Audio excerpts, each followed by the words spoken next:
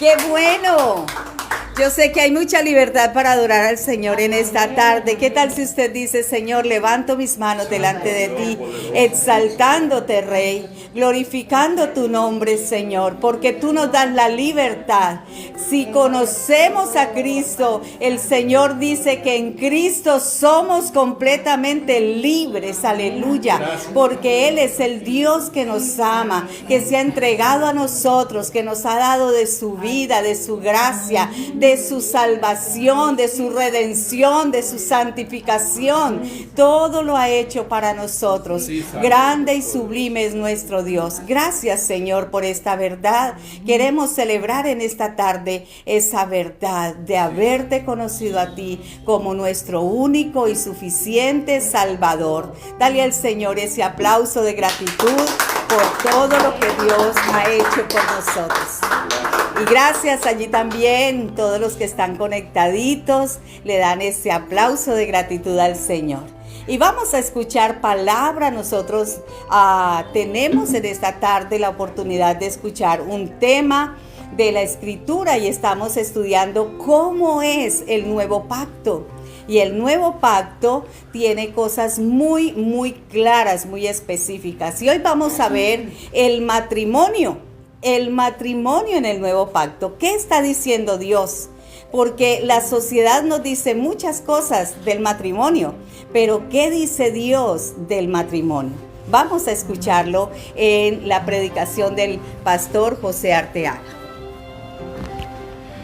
Muy buenas tardes a los que están aquí presentes y los que están al otro lado. Reciban un caluroso y muy merecido saludo de parte del Ministerio Pasos de Esperanza, como decimos, caminando en fe y de la mano con Cristo en pasos de esperanza. Qué bueno es. Sí, vamos a hablar algo que tiene que ver con la familia. Necesariamente para hablar de la familia hay que hablar del matrimonio, porque no, en los orígenes del Señor no podemos hablar de una cosa sin la otra. Entonces, ¿qué podemos decir? ¿Dónde nació esto? Génesis 2:24 dice: por tanto dejará el hombre a su padre y a su madre y se unirá a su mujer y serán una sola carne, una sola carne. Así como les decía a ustedes, les voy a nombrar unos versículos que tienen que ver el uno con el otro.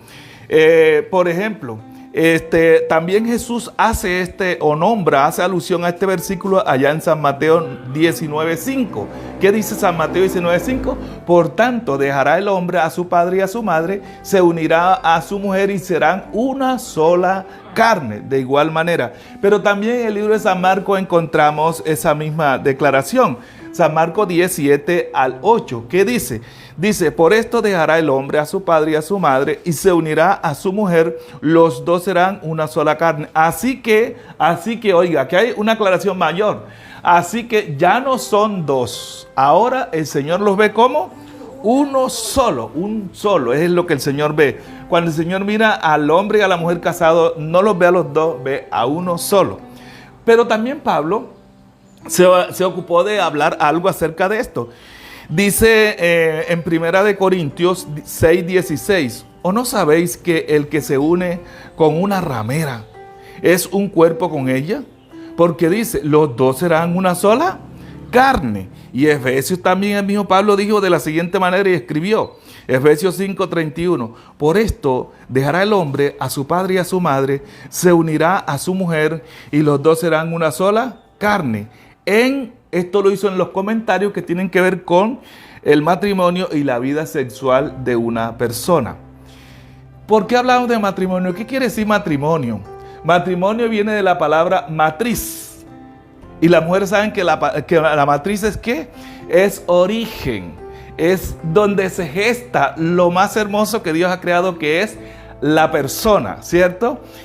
Matriz es origen de matrimonio. El hombre da la semilla en esa matriz que viene siendo el terreno, que está muy abonado, muy hermoso. Es como un paraíso cuando cae esa semilla para gestarse e irse creciendo allí la criatura más hermosa sobre la tierra, que se llama un hombre o una mujer, que es lo que Dios hizo a su imagen y semejanza. Bueno, pero en medio de esto nos haríamos una pregunta. La pregunta sería, entonces, ¿qué es el matrimonio o cómo definimos el matrimonio? ¿Cómo definimos el matrimonio? En el principio, el matrimonio solamente tiene una sola definición en Dios, pero el hombre lo ha ido cambiando de otra manera. Pónganlo bien que no se ven. Entonces, decimos que en el diccionario en carta, decimos que el matrimonio es una relación legalmente conocida, instituida mediante una ceremonia civil o religiosa. Óigase bien, eso es lo que dice. Miramos a ver. Bueno, pero esto va cambiando en la medida que le metimos la mano para hacer o anotarlo de otra manera. Póngale cuidado para que vea cómo es esto. Entonces, decíamos que es una relación legalmente reconocida, instituida mediante una ceremonia civil o religiosa entre dos personas que pretenden vivir juntos como socios sexuales y domésticos. Eso es lo que dicen ahora. Bueno, en el diccionario Webster en 1828, mire lo que era el matrimonio. Es el acto de unir un hombre y una mujer de por vida. Es un contrato civil y religioso mediante el cual ambas partes se comprometen a vivir juntos, profesándose mutuo afecto y fidelidad hasta que la muerte los separe. El matrimonio fue instituido por Dios con el fin de evitar que relaciones promiscuas, o sea, relaciones fuera del matrimonio, para promover la felicidad y para asegurar el mantenimiento y la educación de los hijos. Cuando hay infidelidad en el hogar, se pierde el respeto. Se pierde el respeto, por lo tanto, los hijos oyen peleando a la papá con la mamá y entonces vienen una cantidad de palabras que no serían las mejores y ahí se va perdiendo el respeto. Mire, como dice la primera, entre dos personas, hombre y mujer, esa es la razón de ser. Ese es un pacto ¿de qué? De por vida. El otro caso dice instituido por Dios, ¿cierto? Está instituido por Dios. ¿Con el fin de qué? De evitar las relaciones promiscuas, asegurarse que el mantenimiento sea efectivo y propio, donde no se salga nada de ahí. Sigamos. Hay una diferencia. Las diferencias son,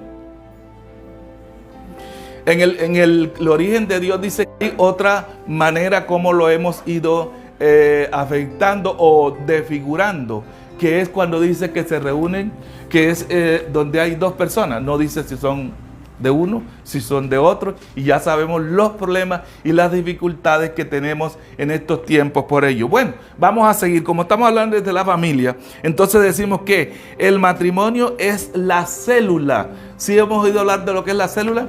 El matrimonio es la célula o la unidad social más antigua de la sociedad.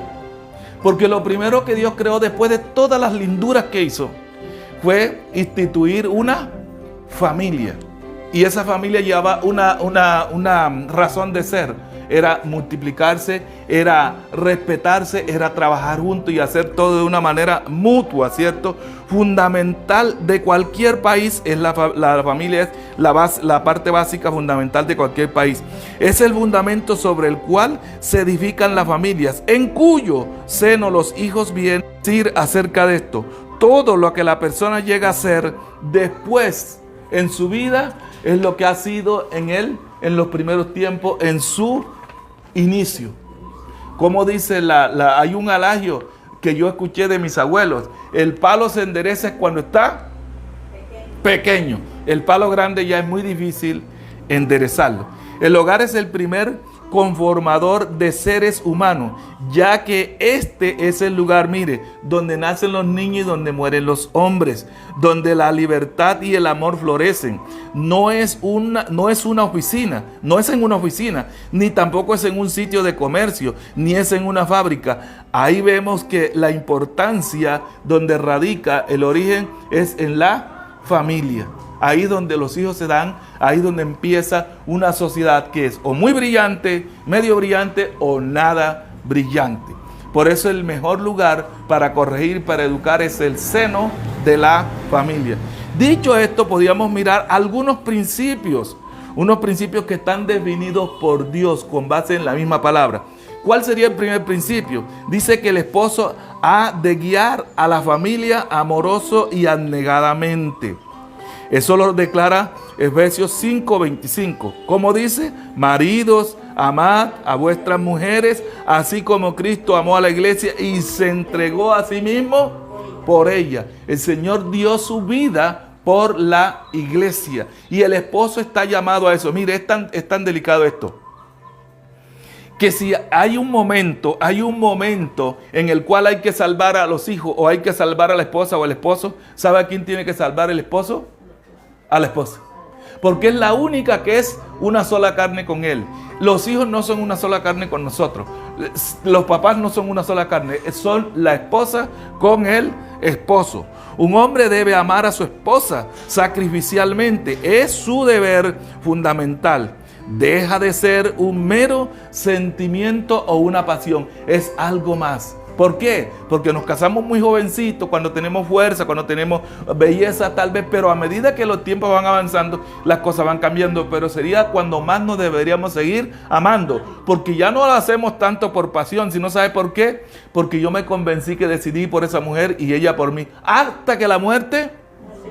El segundo principio, el esposo debe proteger y proveer para su familia, como el pastor protege a su rebaño, así también el esposo protege a los que están bajo su techo. Es compromiso que el hombre es el que está llamado a trabajar en el estado original para ayudar, para sostener el hogar. Es el hombre. También quedó escrito, 1 Timoteo 5:8 dice, porque si alguno no provee para lo suyo y mayormente para los de su casa, ha negado la fe y es peor que un incrédulo. Tal negación equivale a la apostasía. Es una negación de Cristo, pues Él sostiene a la esposa. ¿Quién es la esposa de Cristo? La iglesia. Él te sostiene a ti, me sostiene a mí como iglesia. Entonces es la más hermosa comparación y simbología de Cristo con su iglesia, el esposo con la esposa. Eso es una cosa exacta. Tercero, la esposa ha de respetar y someterse fielmente a su esposo. Una esposa piadosa es verdaderamente preciosa para su esposo, para su familia, para su nación. Esto está escrito hace muchos años. Mire, Proverbio 31:10 dice, mujer virtuosa, ¿quién la hallará? Mujer virtuosa, ¿quién la hallará? Porque su estima sobrepasa largamente a la de las piedras preciosas.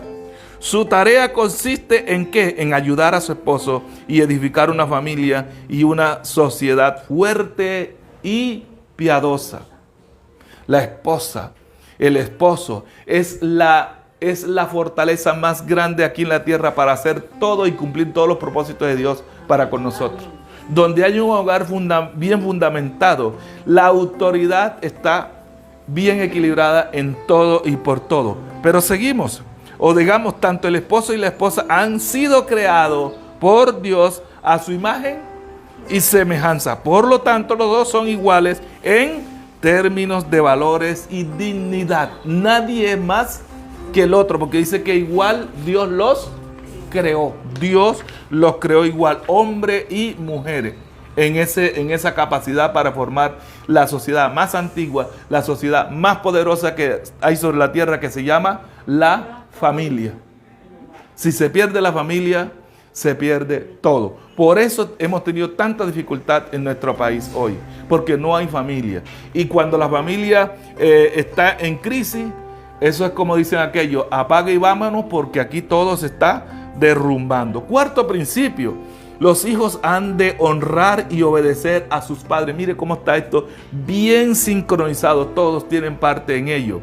Los hijos tienen la obligación específica según las escrituras. Mire, el quinto mandamiento exige a que honra a tu padre y a tu madre para que los días sean prolongados en la tierra que el Señor les da. Eso es Éxodo 20:12. Pero mire, Para decirle más exacto, Jesús cumplió esto. Jesús hizo de este mandamiento que estaba tan lejos una realidad. Jesús dio el ejemplo. Su último acto antes de morir fue proveer para el futuro de su madre. San Juan 19, 25 al 27 dice: estaban junto a la cruz de Jesús su madre y la hermana de su madre, María, mujer de Cleofas, y María Magdalena. Cuando vio Jesús a su madre y al discípulo a quien él amaba, que estaba presente, dijo a su madre: mujer, he aquí tu hijo. Después dijo al discípulo: he aquí tu madre. Y desde aquella hora, desde aquel momento, nunca más se volvió a separar Juan de María, su madre. Nunca más. O sea, por eso estamos hablando de que es principio. Estos son principios. Y los principios no cambian, ¿sí sabía? Las que cambian son las experiencias. Pero los principios siempre se mantendrán desde principio a fin. Porque eso se llama fundamento también. ¿De qué manera nosotros podríamos concluir? ¿Cómo podríamos aplicar una conclusión? Una conclusión podría ser, podemos observar que el modelo bíblico de la familia desde este nuevo pacto está diseñado por el Señor para que cada uno de los miembros se comprometan, se cumpla todo lo que está escrito en la palabra. Cada uno en la familia tiene su responsabilidad en todo.